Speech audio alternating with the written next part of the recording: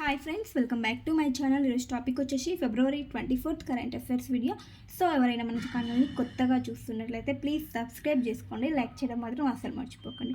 ఇంకోటి ఏంటంటే నేను పీడిఎఫ్ని ఎవ్రీ 10 డేస్కి ఒకసారి టెలిగ్రామ్ ఛానల్లో ప్రొవైడ్ చేస్తున్నాను. సో కొత్తగా ఎవరైనా చూస్తున్నట్లయితే టెలిగ్రామ్ ఛానల్ లింక్ అనేది ఇస్తాను, ప్లీజ్ ఫాలో అవ్వండి. అయితే ఈరోజు ఫస్ట్ టాపిక్ చూస్తే కనుక బయో ఆసియా 2025 సదస్సు వచ్చేసి హైదరాబాద్ వేదికగా జరగబోతుంది. బయో ఆసియా 2025 సదస్సు ఇక్కడ హైదరాబాద్లో జరగబోతుంది. February 25 నుంచి 26 మధ్యలో ఈ సదస్సు అనేది జరగబోతుంది అన్నమాట. సో ఈ సదస్సుకు వచ్చేసి 50 దేశాల నుండి 3000 మంది సదస్సులో పాల్గొనబోతున్నారు ఈ బయో ఆసియా సదస్సులో. మరి ఈ సదస్సులో దేని గురించి డిస్కస్ చేస్తారంటే జీవ వైద్యం గురించి, అంటే లైఫ్ సైన్సెస్, ఆరోగ్యం గురించి, నెక్స్ట్ ఫార్మా రంగం గురించి ఈ సదస్సులో అనేది చర్చించబోతున్నారు అన్నమాట. సో గుర్తుంచుకోండి, బయో ఆసియా 2025 సదస్సు ఎక్కడ జరగబోతుంది. అయితే ఇంకేంటంటే ఈ వీడియోలో నేను కొన్ని పాస్ట్ కరెంట్ అఫైర్స్ని కూడా యాడ్ చేశాను, అంటే ఏవైతే మిస్ చేశానో ఆ కరెంట్ అఫైర్స్ని కూడా యాడ్ చేశాను. సో చెక్ చేయండి. నెక్స్ట్ కరెంట్ అఫైర్ వచ్చేసి ఫిలిప్పీన్స్లో తిరువల్లవార్ అనే విగ్రహాన్ని ఆవిష్కరించడం జరిగింది ఫిలిప్పీన్స్ దేశంలో. సో భారతదేశానికి చెందినటువంటి తమిళ కవి అయినటువంటి తిరువల్లవోర్ అతని యొక్క విగ్రహాన్ని ఫిలిప్పీన్స్లోని ఒక కాలేజ్లో ఆవిష్కరించారన్నమాట. సెబులోని గులాస్ కాలేజ్ ఆఫ్ మెడిసిన్, ఈ కాలేజ్లో ఈ తిరువల్లవార్ అనే విగ్రహాన్ని ఆవిష్కరించడం జరిగిందనమాట. హర్ష కుమార్ జైన్ ఈ తిరువల్లవార్ విగ్రహాన్ని ఆవిష్కరించాడు. సో ఎందుకు అంటే భారత్ అండ్ ఫిలిప్పీన్స్ దేశాలకు మధ్య దౌత్య సంబంధాల పరంగా 75 ఇయర్స్ కంప్లీట్ అయిన సందర్భంగా ఈ విగ్రహాన్ని ఆవిష్కరించడం జరిగింది. సో గుర్తుంచుకోండి, ఎవరి విగ్రహం అంటే తిరువల్లవార్, తమిళ కవి, ప్రముఖ తమిళ కవి అంతను. నెక్స్ట్ వచ్చేసి global justice love piece summit ఎక్కడ జరగబోతుంది అంటే దుబాయ్లో జరగబోతుంది. April 12th 13th దుబాయ్లో ఈ సమ్మిట్ జరగబోతుంది, global justice love piece summit. అయితే ఏ సంస్థ నిర్వహిస్తుంది ఈ సమ్మిట్ని అంటే ఐఎమ్ పీస్ కీపర్ మూవ్మెంట్ ఈ సమ్మిట్ని నిర్వహించబోతుంది. మరి థీమ్ ఏంటంటే 1 planet 1 voice global justice love and peace. Theme వచ్చేసి 1 planet 1 voice global justice love and peace వచ్చేసి థీమ్ అన్నమాట. సో గుర్తుంచుకోండి. నెక్స్ట్ కరెంట్ అఫైర్ వచ్చేసి మహిళలు ఎక్కువగా మద్యం తాగే రాష్ట్రం. వచ్చేసి భారతదేశంలో అస్సాం స్టేట్లో మహిళలు ఎక్కువగా మద్యం తాగుతారంట. సో కంపేర్ చేస్తే కనుక 15 to 49 ఇయర్స్ మధ్య ఉమెన్స్లో కంపేర్ చేస్తే దేశ సగటు ఈ ఏజ్ మధ్యలో ఉమెన్స్ ఎవరైతే ఉంటారో వాళ్ళ పరంగా చూస్తే దేశ సగటు ఎంత ఉందంటే 1.2% ఉంటే దేశ సగటులో అంటే దేశంలో 1.2% మహిళలు మద్యాన్ని తాగితే మరి అస్సాం స్టేట్లో ఎంత ఉంది, టాప్లో ఉంది కదా, 16.5% అస్సాం స్టేట్లో మహిళలు మద్యాన్ని తాగుతున్నారంట. సో సెకండ్ పొజిషన్లో వచ్చేసి ఏ స్టేట్ ఉందంటే మేఘాలయ ఉంది. నెక్స్ట్ థర్డ్ ప్లేస్లో వచ్చేసి అరుణాచల్ ప్రదేశ్లో ఉంది. సో గుర్తుంచుకోండి, మహిళలు ఎక్కువగా మద్యం తాగే రాష్ట్రం వచ్చేసి అస్సాం అని గుర్తుంచుకోండి. సెకండ్ ప్లేస్ మేఘాలయ, తర్వాత అరుణాచల్ ప్రదేశ్ అని గుర్తుంచుకోండి. సో దేశ సగటు కంటే చాలా ఎక్కువగా ఉంది ఇది. నెక్స్ట్ కరెంట్ అఫైర్ వచ్చేసి భారత్ టెక్స్ 2025. ఇది February 14 నుంచి 17 మధ్యలో జరిగింది. ఎక్కడ అంటే న్యూఢిల్లీలోని భారత్ మండపంలో ప్రధాని మోదీ ప్రారంభించడం జరిగింది భారత్ టెక్స్ 2025. సో ఇక్కడ ఏంటంటే మన ప్రపంచంలోనే మన భారతదేశం 6వ అతిపెద్ద టెక్స్టైల్ ఎగుమతిదారుగా ఉందంట. 6వ అతిపెద్ద టెక్స్టైల్ ఎగుమతిదారుగా భారత్ ఉందంట. సో ఈ టెక్స్ సందర్భంగా ప్రధాని మోదీ గారు చెప్పింది ఏంటంటే 3 లక్షల కోట్ల వార్షిక ఎగుమతులు ఇప్పుడు ప్రజెంట్ ఉన్నాయంట. సో 2030 నాటికి దాన్ని 9 లక్షల కోట్లకు వార్షిక ఎగుమతులు అనేవి చేయాలని లక్ష్యంగా పెట్టుకోవడం జరిగింది. సో ప్రజెంట్ అయితే 3 లక్షల కోట్లు ఉన్నటువంటి వార్షిక ఎగుమతుల్ని 2030 నాటికి 9 లక్షల కోట్లకు చేర్చాలని లక్ష్యంగా పెట్టుకోరు. సో భారత్ టెక్స్ 2025 ఎక్కడ జరిగిందంటే న్యూఢిల్లీలో జరిగిందని గుర్తుంచుకోండి.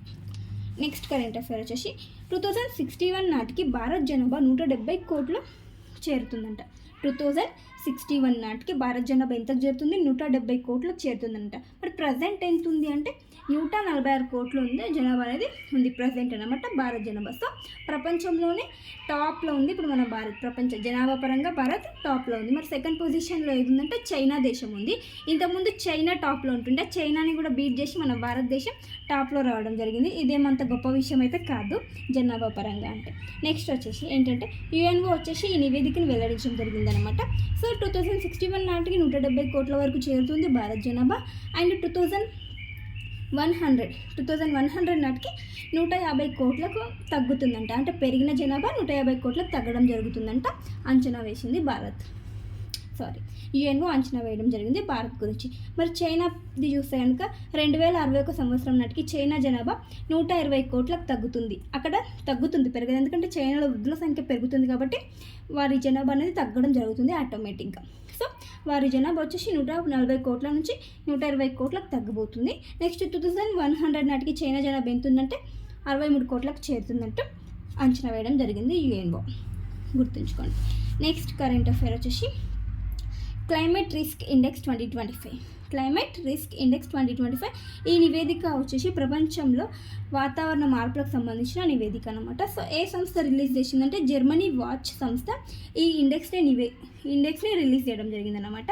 సో ఒక పీరియడ్ ఆఫ్ టైంని తీసుకోవడం జరిగింది. 1993 నుంచి 2022 మధ్య ఈ పీరియడ్ ఆఫ్ టైం తీసుకొని ఈ కాలంలో జరిగిన వాతావరణ మార్పులకు సంబంధించి ఒక నివేదికనైతే ఈ సంస్థ ఇవ్వడం జరిగిందనమాట. సో ఈ సంస్థ పరంగా చూస్తే కనుక ప్రపంచవ్యాప్తంగా వాతావరణ మార్పుల ప్రభావానికి గురైన దేశాలలో మన భారత్ వచ్చేసి 6వ పొజిషన్లో ఉంది, 6వ స్థానంలో ఉంది. ప్రపంచవ్యాప్తంగా వాతావరణ మార్పుల ప్రభావానికి గురైన దేశాలు ఆ లిస్టులో భారత్ వచ్చేసి 6వ స్థానంలో ఉందని గుర్తుంచుకోండి. మరి భారత్లో చూస్తే ఈ వాతావరణ మార్పులకు సంబంధించి భారత్లో చూస్తే కనుక నెలకి 1 చొప్పున ఈ టైం పీరియడ్లో నెలకి 1 చొప్పున 400 విపత్తులు జరిగాయంట, 80,000 మంది మరణించడం జరిగిందంట. అండ్ ఆర్థిక వ్యవస్థకు అంటే భారతదేశం యొక్క ఎకానమీకి ఎంత నష్టం జరిగిందంటే 15.64 లక్షల కోట్ల నష్టం అనేది మన భారత్కి జరిగిందంట. అంటే వాతావరణ ముప్పులో భారత్ పొంచిందన్నమాట. నెక్స్ట్ వచ్చేసి ప్రపంచవ్యాప్తంగా చూస్తే కనుక ఈ టైం పీరియడ్లో 9,400 విపత్తులు అనేవి సంభవించాయి ప్రపంచవ్యాప్తంగా చూస్తే. మరియు 7.65 లక్షల మంది మరణించడం జరిగింది ఈ విపత్తుల కారణంగా. మరి ఎంత నష్టం జరిగిందంటే $4.2 ట్రిలియన్ నష్టం అనేది జరిగిందనమాట వాతావరణ మార్పులకు సంబంధించి ఈ విపత్తుల కారణంగా. సో గుర్తుంచుకోండి. నెక్స్ట్ కరెంట్ అఫైర్ వచ్చేసి ఐరాస మహిళా శాంతి పరిరక్షకుల సదస్సు. ఐక్యరాజ్య సమితి మహిళా శాంతి పరిరక్షకుల సదస్సు ఫిబ్రవరి 23 నుంచి 24-25 ఈ మధ్యలో ఎక్కడ జరిగిందంటే ఢిల్లీలో జరగబోతుంది. అయితే థీమ్ వచ్చేసి ఈ సదస్సు యొక్క థీమ్ వచ్చేసి women in peace keeping a global south perspective. Women in peace keeping a global south perspective వచ్చేసి థీమ్ అన్నమాట. ఐక్యరాజ్య సమితి మహిళా శాంతి పరిరక్షకుల సదస్సుకు థీమ్ అన్నమాట. సో ఏ శాఖ నిర్వహిస్తుందంటే భారతదేశానికి సంబంధించినటువంటి విదేశీ వ్యవహారాల మంత్రిత్వ శాఖ ఈ సదస్సును నిర్వహించబోతుంది. వేటి సహకారంతో అంటే ఐక్యరాజ్య సమితి శాంతి పరిరక్షక కేంద్రం CUNPK పరిరక్షక కేంద్రం అండ్ భారత రక్షణ మంత్రిత్వ శాఖల సహకారంతో ఈ విదేశీ వ్యవహారాల మంత్రిత్వ శాఖ ఈ సదస్సును నిర్వహించడం జరుగుతుంది. వివిధ దేశాల నుంచి శాంతి పరిరక్షకులు ఉంటారు కదా, మహిళా శాంతి పరిరక్షకులు, వాళ్ళు ఈ సదస్సుకి హాజరవుతున్నారు అనమాట. సో ఎక్కడ జరుగుతుందంటే ఢిల్లీలో అని గుర్తుంచుకోండి. నెక్స్ట్ వచ్చేసి గ్లోబల్ హైపర్ లూప్ కాంపిటీషన్. ఆసియాలోనే మొట్టమొదటిసారిగా జరగబోతుందంట గ్లోబల్ హైపర్ లూప్ కాంపిటీషన్. ఎప్పటి నుంచి అంటే ఫిబ్రవరి 21 నుంచి 25 మధ్యలో ఈ గ్లోబల్ హైపర్ లూప్ కాంపిటీషన్ జరగబోతుంది. గుర్తుంచుకోండి, స్పెషాలిటీ ఏంటంటే ఆసియాలోనే మొట్టమొదటిసారిగా ఈ కాంపిటీషన్ జరగబోతుంది. ఎక్కడ అంటే IIT మద్రాస్ దీన్ని నిర్వహించబోతుంది. హోస్ట్ వచ్చేసి IIT మద్రాస్. ఎక్కడ అంటే IIT మద్రాస్కి సమీపంలో ఉన్నటువంటి తయూర్ అనే ప్లేస్లో ఈ గ్లోబల్ హైపర్ లూప్ కాంపిటీషన్ అనేది జరగబోతుంది.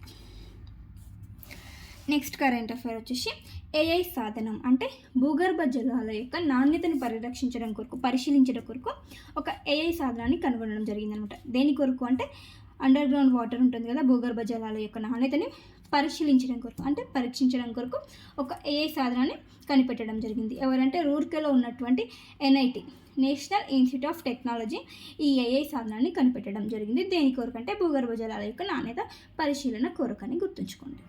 నెక్స్ట్ కరెంట్ అఫైర్ వచ్చేసి దేశీయ పర్యాటకుల ఆకర్షణలో ఏపీ 4వ స్థానంలో నిలిచిందంట. దేశీయంగా పర్యాటకులను ఆకర్షించడంలో ఏపీ 4th పొజిషన్లో ఉంది.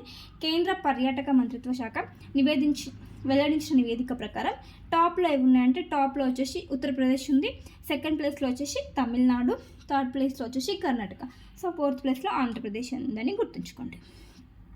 నెక్స్ట్ వచ్చేసి బాతోయిజం అనే ఒక మతాన్ని అధికారిక మతంగా గుర్తించిన రాష్ట్రం ఏంటంటే అస్సాం అని గుర్తుంచుకోండి. అస్సాం ఇది బోడో గిరిజన తెగకి సంబంధించిన మతం అంట. సో ఈ బాతోయిజం మతాన్ని అధికారిక మతంగా గుర్తించడం జరిగింది అస్సాం స్టేట్. సో ఇలాంటి వర్డ్స్ కొంచెం కనిపిస్తాయి కదా, కొన్ని వర్డ్స్ స్పెషల్గా. సో ఆ వర్డ్స్ని గుర్తుంచుకోవడానికి ట్రై చేయండి. బాతోయిజం పేరు చూస్తే కొంచెం స్పెషల్గా అనిపిస్తుంది, అదొక మతం అన్నమాట. దాన్ని అధికారిక మతంగా గుర్తించిన రాష్ట్రం వచ్చేసి అస్సాం అని గుర్తుంచుకోండి. ఏ తెగకు సంబంధించిందంటే బోడో అనే గిరిజన తెగకి సంబంధించింది అనమాట.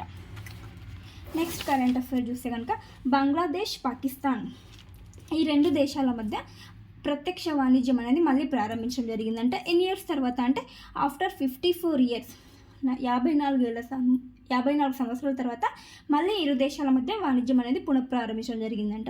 1971లో బంగ్లాదేశ్ వచ్చేసి తూర్పు పాకిస్తాన్ నుంచి విడిపోయి స్వతంత్ర దేశంగా ఏర్పడటం జరిగిందనమాట. 1971 అప్పుడు తూర్పు పాకిస్తాన్లో ఉన్న బంగ్లాదేశ్ విడిపోయి స్వతంత్రంగా బంగ్లాదేశ్గా అవతరించడం జరిగింది. సో ఈ రెండు దేశాల మధ్య మళ్ళీ ప్రత్యక్ష వాణిజ్యం అనేది మళ్ళీ స్టార్ట్ అయిందంట. సో గుర్తుంచుకోండి. నెక్స్ట్ వచ్చేసి ఆస్ట్రేలియా ఖండం వచ్చేసి ముందుకు కదులుతుందంట, ఉత్తర దిశగా ముందుకు కదులుతూ ఉందంట ఆస్ట్రేలియా ఖండం అన్నమాట. ఏ ఖండం వైపుగా అంటే ఆసియా ఖండం వైపుగా ఈ ఆస్ట్రేలియా ఖండం కదులుతుందంట, ముందుకి ఉత్తర దిశగా కదులుతుంది అంట. ఏటా అంటే ఎవ్రీ ఇయర్ వచ్చేసి 7 సెంటీమీటర్ల చొప్పున ముందుకు కదులుతున్నట్లు వార్తల్లో ఉంది. సో గుర్తుంచుకోండి. ఏ ఖండం వైపుగా అంటే ఆసియా ఖండం వైపుగా కదులుతున్న ఖండం ఏంటి? ఆస్ట్రేలియా ఖండం. సో ఇవన్నీ ఫ్రెండ్స్ ఈరోజు ఇంపార్టెంట్ కరెంట్ అఫైర్స్. వీడియో నచ్చితే ప్లీజ్ లైక్ చేయండి, షేర్ చేయండి, అలాగే సబ్స్క్రైబ్ చేసుకోండి. Thank you for watching. Bye bye.